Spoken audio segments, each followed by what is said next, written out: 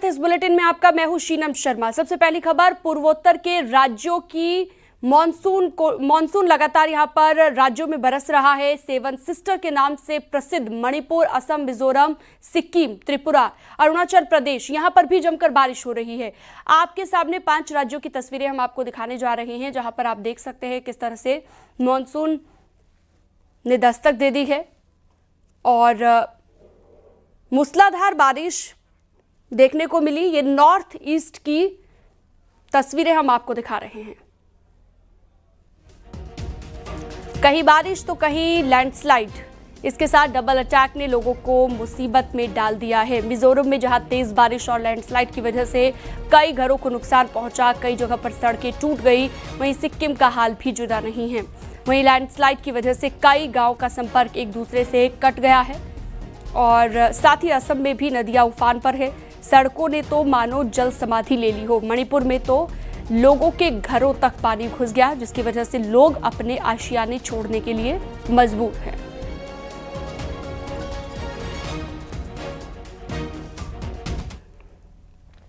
और असम में पिछले कई दिनों से लगातार बारिश जारी है, जिसकी वजह से असम के कई जिलों में जलभराव लोगों के लिए मुसीबत बन गया है। कई इलाकों में भारी बारिश की वजह से लैंडस्लाइड भी हुआ है। तस्वीरें भी आप देख सकते हैं। तो जलस्तर किस तरह से बढ़ गया है वो देख सकते हैं आप। आसाम की ये तस्वीरें, बारिश मुसीबत बन गई है। कुछ जगहों पर लैंडस्लाइड भी हुआ है। असम के कामरूप में सड़कें लबालब भरी हुई नजर आई।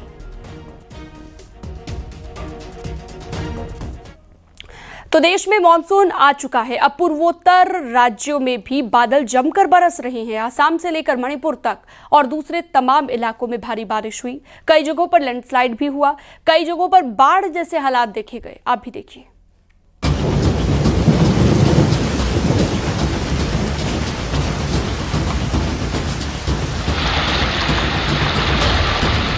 मई का महीना गुजर गया, जहां मौसम बार बार यू टर्न लेता दिखा। केरल में मानसून जल्दी आ गया। अब ये धीरे धीरे दूसरे राज्यों की तरफ बढ़ता जा रहा है, जिसका असर भी दिख रहा है। केरल, कर्नाटक, महाराष्ट्र में तो बारिश अभी से आफत बन गई है। तो वहीं पूर्वोत्तर के राज्यों में मानसून जमकर बरस रहा है। असम, मणिपुर, मिजोरम, सिक्किम, त्रिपुरा, अरुणाचल प्रदेश में जमकर बारिश हो रही है। असम में हालात अभी से खराब हो गए हैं।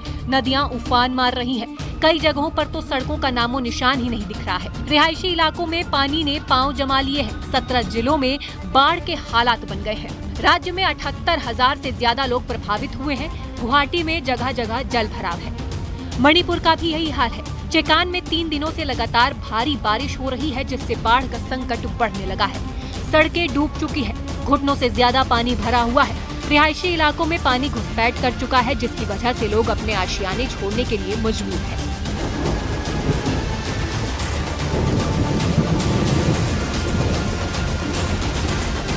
मेघालय में जमकर बारिश हो रही है। उमगोट नदी में उफान है। नदी के किनारे काफी रिहायशी इलाके हैं। प्रशासन ने अलर्ट जारी किया है। त्रिपुरा में भी आसमान से लगातार बारिश बरस रही है। राज्य के सभी 8 जिलों में बारिश दर्ज की गई है। लोगों को जगह जगह जलभराव का सामना करना पड़ रहा है। सिक्किम में पिछले कई दिनों से लगातार हो रही बारिश की वजह से हालात बिगड़ते जा रहे हैं। मंगन में तीस्ता नदी का जलस्तर बढ़ने की वजह से एक पुल बह गया। अलग अलग इलाकों में लैंडस्लाइड की वजह से मुसीबत बढ़ गई है। मौसम विभाग ने राज्य में बारिश का अलर्ट जारी किया है। अलग अलग जगहों पर 1500 से ज्यादा सैलानी फंसे हुए हैं। कुछ लोग लापता भी बताए गए हैं। कई गांवों का संपर्क एक दूसरे से टूट गया है। मिजोरम में जोरदार बारिश हो रही है, जिससे आम जनजीवन पटरी से उतरता दिख रहा है। कई जगहों पर लैंडस्लाइड हुआ है। कई घरों को भी नुकसान पहुँचा। छत्तीसगढ़ के कोरबा में भी मानसून ने दस्तक दे दी है। बीती शाम हुई मूसलाधार बारिश ने पूरे शहर को जलमग्न कर दिया।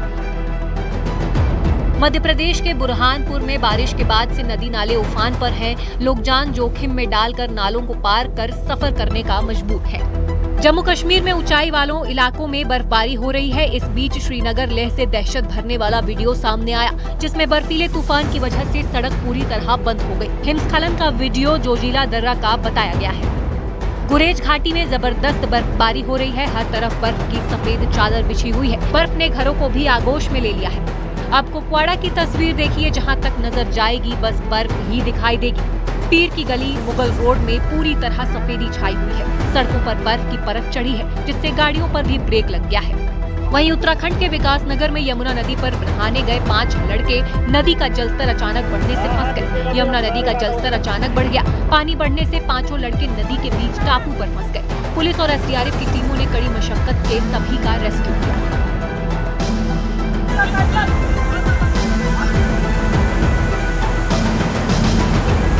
उत्तराखंड में एक बार फिर से बारिश का अलर्ट जारी किया गया है। 5 जून तक तेज बारिश हो सकती है। राज्य में 10 जून तक मानसून पहुंच सकता है। 3-4 दिन बारिश तो है, तो इस तरह की एक्टिविटी है। फिर आप देखेंगे उसके बाद 5 तारीख से देखें तो थोड़ी एक्टिविटी कम होने वाली है, करीब 5-6 डेज के लिए। 10-11 के बाद फिर वो बढ़ेगी। तो जी, इनको हम प्री मानसून नहीं, बिल्कुल ये pre monsoon shower type activities है। तेज बारिश लोगों के लिए परेशानी बन सकती है, इसलिए 4 धाम यात्रा के लिए आ रहे लोगों को सतर्क रहने को कहा गया है। Bureau report, news 18, UP Uttarakhand.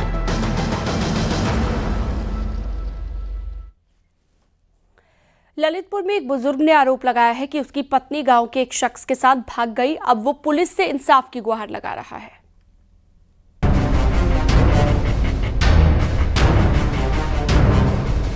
पिछले दिनों अलीगढ़ में एक महिला ने अपने होने वाले दामाद के लिए घर बार छोड़ दिया और भी कई घटनाएं सामने आई, जिसमें पति पत्नी के रिश्ते की डोर कमजोर पड़ती दिखी। अब ललितपुर में एक बुजुर्ग ने आरोप लगाया है कि उसकी पत्नी गांव के ही एक शख्स के साथ भाग गई। महिला के 4 बेटे, बहुएं और पोते पोतियां हैं। जखौरा थाना क्षेत्र के सांकरवाड़ा कलां गांव की एक घटना है। महिला के पति का आरोप है कि गांव के ही रहने वाले 30 साल के शख्स कृष्णपाल से प्रेम प्रसंग चल रहा था और वो ही उसकी पत्नी को बहला फुसला कर ले गया है। कृष्णपाल और महिला की उम्र में काफी अंतर है। उनका ये भी आरोप है कि पत्नी अपने साथ बहुओं के जेवर भी लेकर चली गई है। इस घटना के बाद से बुजुर्ग हरिराम परेशान है। उन्होंने एसपी दफ्तर जाकर मदद की गुहार लगाई है। समस्या जी हिसाब से कृष्णपाल लोहा, वो मेरी घरवाली को लेकर चला गया। कितनी उम्र है? मेरी घरवाली जब 40 साल की। जिसके साथ गई हैं उसकी कितनी उम्र है? उसकी है कम से कम 30 साल। हरिराम का कहना है कि वो खुद बुजुर्ग हैं, शरीर उतना साथ नहीं देता। ऐसे में उनकी पत्नी घर से भाग गई, जिससे वो काफी मुश्किलों का सामना कर रहे हैं। हरिराम ने पुलिस से उसकी पत्नी को जल्दी पकड़ने की गुहार लगाई है। पता नहीं चला? कोई पता नहीं चला साहब को कहाँ। पुलिस में आपने कंप्लेंट नहीं की? कंप्लेंट करी साहब, जखौरा थाना में 3-4 कंप्लेंट करी। हरिराम का ये भी कहना है कि उनकी पत्नी ने ऐसी हरकत की है जो उन्होंने कभी सपने में भी नहीं सोचा था। उनको समाज में शर्मिंदगी का भी सामना करना पड़ रहा है। पूरे इलाके में हर किसी की जुबान पर इसी बात की चर्चा हो रही है। वहीं पुलिस ने मामले का संज्ञान लिया है और वो जांच में जुट गई है। ललितपुर में ही पिछले दिनों 4 बच्चों की मां अपने प्रेमी के साथ फरार हो गई थी। ललितपुर से अभय श्रीमाली के साथ bureau report, news 18, UP Uttarakhand. Agra में सालों पहले जातीय हिंसा हुई थी, जिसमें पिता को न्याय दिलाने के लिए बेटा वकील बना और 34 साल के बाद पिता को इंसाफ दिलाया गया। देखिए। साल 1990 के बहुचर्चित पनवारी कांड में 34 साल बाद कोर्ट ने फैसला सुनाया। इस पूरे मामले में 78 लोगों के खिलाफ चार्जशीट लगाई गई थी, जिसमें 27 लोगों की मौत हो चुकी है, तो वहीं 15 लोगों को कोर्ट ने बरी किया और 36 लोगों को सजा सुनाई गई। 34 साल पहले हुई हिंसा में द्वारिका प्रसाद भी गंभीर रूप से घायल हो गए थे। उनके बेटे शमशेर सिंह तब महज 21 साल के थे, जिसके बाद उन्होंने अपने पिता को न्याय दिलाने की ठानी। वो कड़ी मेहनत करके वकील बने, अपने पिता को इंसाफ दिलाया। द्वारिका प्रसाद सेना में सूबेदार थे। वो साल 1990 में रिटायर होकर उदल गांव आ गए। 21 जून 1990 को बारात को लेकर जातीय हिंसा हुई, जिसमें 100 से ज्यादा लोग घायल हुए थे, जिसके बाद द्वारिका प्रसाद समेत कई लोगों को गांव से पलायन करना पड़ा। उसके बाद से ये मामला कोर्ट में गया। मुकदमा काफी साल चला और इस दौरान 27 लोगों की मौत हो चुकी है। इस मामले में 35 लोगों के बयान लिए गए हैं। 36 लोगों को 5 साल की सजा सुनाई गई और 41 हजार रुपए का जुर्माना लगाया।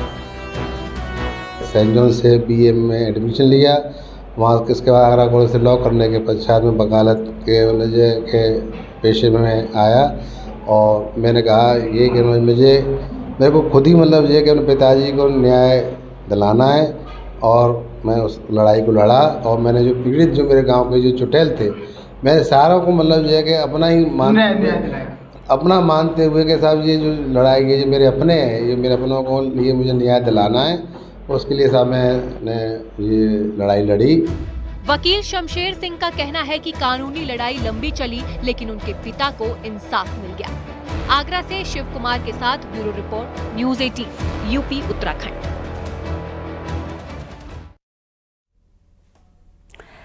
झांसी के एक स्कूल के टीचर की पहल रंग लाई है। यहाँ पर स्कूली बच्चों को अब AI टीचर पढ़ा रही है। इसे सुमन मैडम कहा जा रहा है, जो बच्चों के सवाल पूछने पर तुरंत जवाब देती है।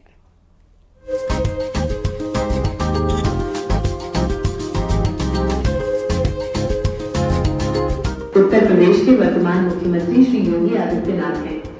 उत्तर प्रदेश में कुल 75 जिले हैं। ये कोई विदेश का स्कूल नहीं है, ये गुरसराय ब्लॉक का कंपोजिट विद्यालय है। यहाँ सुमन मैडम छात्रों को पढ़ा रही हैं। हालांकि ये कोई इंसान नहीं है, रोबोट की शक्ल में ये एक AI टीचर है, जो बच्चों के सवाल पूछते ही चुटकी में उसका जवाब दे देती है, जिससे छात्र भी पढ़ाई में काफी रुचि ले रहे हैं। बच्चों, हमेशा अपनी मेहनत और ईमानदारी से पढ़ाई करो। आपके पास जो भी सपना हो, उसे पूरा करने के लिए कभी हार मत मानो। सबसे छोटा ग्रह कौन सा है? उत्तर बुध। यहाँ पढ़ाने वाले शिक्षक मोहनलाल की ये पहल है। टेक्नोलॉजी के साथ कदम से कदम मिलाने के लिए उन्होंने बेहद ही सराहनीय काम किया है, ताकि उनके छात्र पीछे ना रह जाएं। टीचर सुमन गणित, विज्ञान, सामाजिक विज्ञान, करंट अफेयर्स, भूगोल, इतिहास जैसे विषयों पर सटीक तरीके से जवाब देती है। जो AI टीचर बनाई है, उसका उद्देश्य मेरा है कि बच्चे देख करके थोड़ा सा पढ़ाई में रोचकता लाएं, क्योंकि ये जिला मुख्यालय से 80 किलोमीटर हमारा स्कूल है और यहाँ छोटा सा एक गांव है राजापुर, और मैं चाहता हूँ कि बच्चों की संख्या बहुत बढ़े, सारे बच्चे हमें पढ़ने के लिए आए। तो मैंने एक AI टीचर बनाई है, जो बच्चों को पढ़ा भी सकती है, उनसे पूछ सकती है, उनसे हालचाल पूछती है, जो बच्चों को बहुत अच्छा। वो हमें चुटकुले भी सुनाती, हम लोग चुटकुले सुनते तो हम लोगों को मजा भी आता।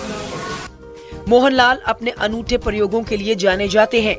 उनके पढ़ाने का तरीका छात्रों को बेहद पसंद आता है। उन्हें शिक्षा के क्षेत्र में कई अवार्ड भी मिल चुके हैं। मैंने इसमें बहुत ही कम सामान का यूज किया है। मैं आपको बताऊं, जो इनका पूरा स्ट्रक्चर पूरा बना है, वो पहले लकड़ी से बनाया है, और ये बता दूं, लकड़ी से इस तरीके से सेटिंग की है कि वो खड़ी भी हो सकती हैं, बैठ भी सकती हैं, और अपने हाथ आगे बढ़ा करके मिला भी सकती हैं, बच्चों से हाथ ही मिला सकते हैं। साथ ही इसके ऊपर मैंने सिर्फ कागज से, जो अखबारी कागज है, वो लपेट करके पूरा उनको तैयार किया है। अभी हाल ही में उत्तराखंड में भी एक शिक्षक ने AI टीचर बनाई थी। ऐसा प्रयोग शिक्षा के क्षेत्र में बड़ा बदलाव जरूर ला सकता है। झांसी से अश्विनी मिश्रा के साथ bureau report, news 18, UP Uttarakhand.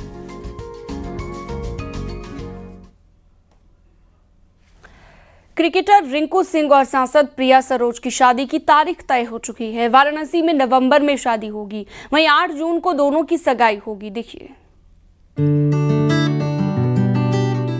IPL में अपने शानदार प्रदर्शन के बाद चर्चा में आए रिंकू सिंह शादी के बंधन में बंधने वाले हैं। मछली शहर की सांसद प्रिया सरोज के साथ वो 7 जन्मों के बंधन में बंधने वाले हैं, जिसकी तारीख भी सामने आ चुकी है। 8 जून को दोनों की सगाई है। लखनऊ के एक होटल में रिंग सेरेमनी होगी। इसके 5 महीने बाद 18 नवंबर को दोनों की शादी होगी। महादेव की नगरी काशी में दोनों साथ फेरे लेंगे। शादी पारंपरिक रीति रिवाजों के साथ होगी। इसमें नामी हस्तियां शामिल होंगी।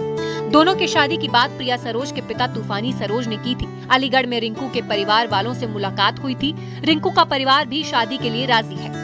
मैं इस वक्त रिंकू सिंह के पुराने घर पर मौजूद हूँ, जहाँ रिंकू सिंह ने अपनी पढ़ाई की, उन्होंने क्रिकेट की शुरुआत की, उनके माता पिता यहीं पर रहते थे। मैं उस गैस एजेंसी पर मौजूद हूँ, जहाँ रिंकू सिंह के पिता गैस सिलेंडर को घर पहुंचाने का कार्य करते थे और रिंकू सिंह भी उनका हाथ बटाते थे। फिलहाल रिंकू सिंह के मामा मेरे साथ मौजूद हैं। मैं उनसे जानकारी लूंगा कि 8 जून को किस तरीके का प्रोग्राम होने जा रहा है।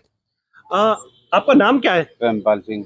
प्रेमपाल सिंह, ये बताइए कि 8 जून को जो प्रोग्राम है वो रिंकू सिंह का किस तरीके का होने जा रहा है? वो रिंग सेरेमनी का प्रोग्राम होने जा रहा है जी, और हमें मालूम पड़ी है जो उसने अपने साथी हैं, टीममेट्स वगैरह, जैसे कुलदीप यादव है, सुरेश रैना है और बहुत से खिलाड़ी हैं जो फ्री होंगे वो पहुंचेंगे और बॉलीवुड के बहुत से लोग हैं वो भी पहुंचेंगे, उम्मीद है।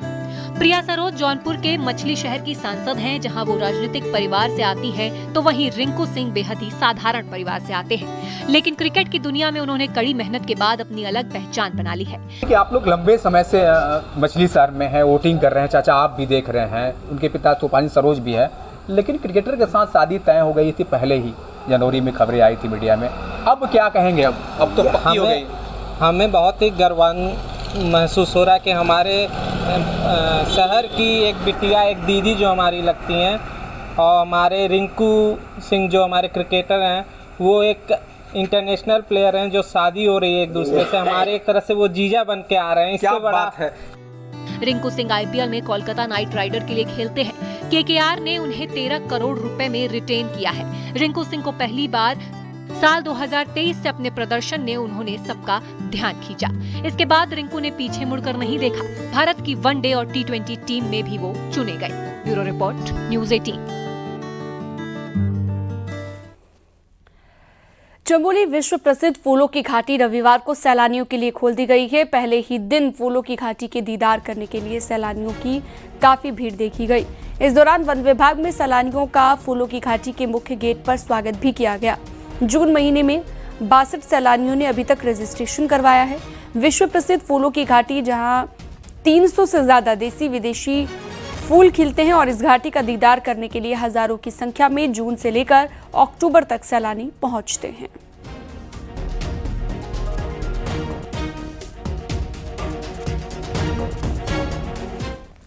पाँच साल के बाद कैलाश मानसरोवर यात्रा इस बार शुरू होने जा रही है। यात्रा को लेकर जहां तैयारियों को अंतिम रूप अब दिया जा रहा है, वहीं इस बार मानसरोवर यात्रा को आदि कैलाश से भी जोड़ा जा रहा है।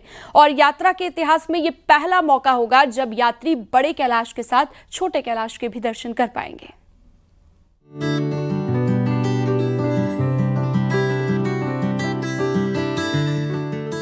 चीन के साथ रिश्तों में आई तल्खी कम होने के साथ ही कैलाश मानसरोवर यात्रा के दरवाजे भी खुल गए। 2019 के बाद इस साल 30 जून से कैलाश यात्रा शुरू होने जा रही है। इस बार सिर्फ 5 दलों को ही यात्रा करने का मौका मिल रहा है, जिसमें कुल 250 यात्री शामिल होंगे। लेकिन जो भी यात्री इन दलों में मौजूद रहेंगे, उनके लिए ये यात्रा कई मायनों में खास होने जा रही है। यात्रा के इतिहास में पहली बार कैलाश मानसरोवर जाने वाले यात्रियों को आदि कैलाश के भी दर्शन कराए जाएंगे। ऐसे में पवित्र कैलाश की दोनों यात्राएं एक डोर से भी बंध जाएंगी। इसमें एक इनपुट जो है आदि कैलाश का भी जोड़ा जा रहा है, तो हमें उम्मीद है कि ये यात्रा जो 5 वर्ष बाद प्रारंभ हो रही है, जनपद में पर्यटन और विभिन्न अन्य आयामों को देखते हुए बहुत ही महत्वपूर्ण रहेगी। कैलाश मानसरोवर यात्रा 1981 से 2019 तक लगातार जारी रही। इस दौरान किसी भी दल को आदि कैलाश के दर्शन का मौका नहीं मिला था, लेकिन इस बार वापसी में यात्रियों को गुंजी से आदि कैलाश ले जाया जाएगा। ऐसे में यात्रियों को जहां एक साथ 2 धार्मिक स्थलों के दर्शन हो सकेंगे, वहीं भारत की सरजमी पर मौजूद आदि कैलाश को भी नई और ऊंची पहचान मिलेगी। माउंट कैलाश और आदि कैलाश में काफी समानताएं हैं। ये दोनों धार्मिक स्थल पंच कैलाश का भी हिस्सा है और अब एक दूसरे में जुड़ने जा रहे हैं। न्यूज़ 18 के लिए पिथौरागढ़ से विजय वर्धन उप्रेती की रिपोर्ट। हरिद्वार में अधिकारी अर्ध कुंभ मेला 2027 की तैयारी में जुटे हुए हैं और मेले के लिए सैकड़ों करोड़ के निर्माण कार्यों की योजना बनाई जा रही है। ऐसे में बात कुंभ 2021 में भारी भरकम बजट से बनाए गए आस्था पथ की, जो अधिकारियों की अनदेखी की वजह से और फिलहाल लावारिस हालत में पड़ा हुआ दिखाई दे रहा है। एक रिपोर्ट आपको दिखाते हैं।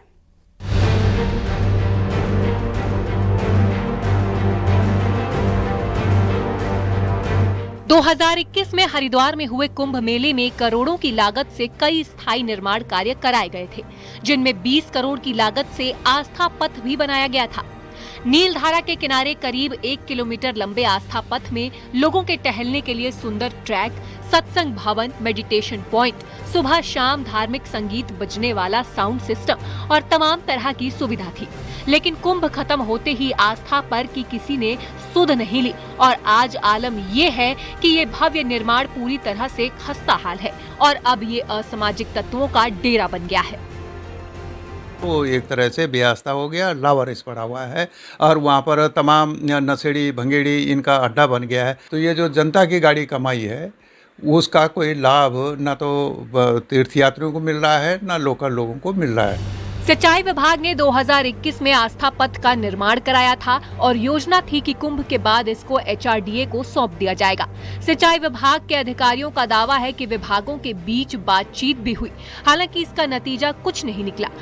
जो है इस कुंभ मेले के अंतर्गत उस पर शायद पुनः जो है जीर्णोद्धार और ब्यूटिफिकेशन का कार्य शायद प्रस्तावित HRDA द्वारा किया जा रहा है और इसके तहत जो है इसको अतिशीघ्र हस्तांतरित कर दिया जाएगा। आस्था पथ के मेंटेनेंस के लिए ना किसी विभाग ने रुचि दिखाई, ना ही सिंचाई विभाग ने आस्था पथ की सुध ली। 2021 के कुंभ मेले में तैयार किए गए इस आस्था पथ में ना तो अब कोई आस्था बची है, ना ही यहाँ कोई पथ इस समय बचा हुआ है। उम्मीद की जा सकती है कि आने वाले अर्ध कुंभ मेले में मेला प्रशासन इसकी सुध लेगा और इसका पुनरुद्धार फिर से किया जा सकेगा।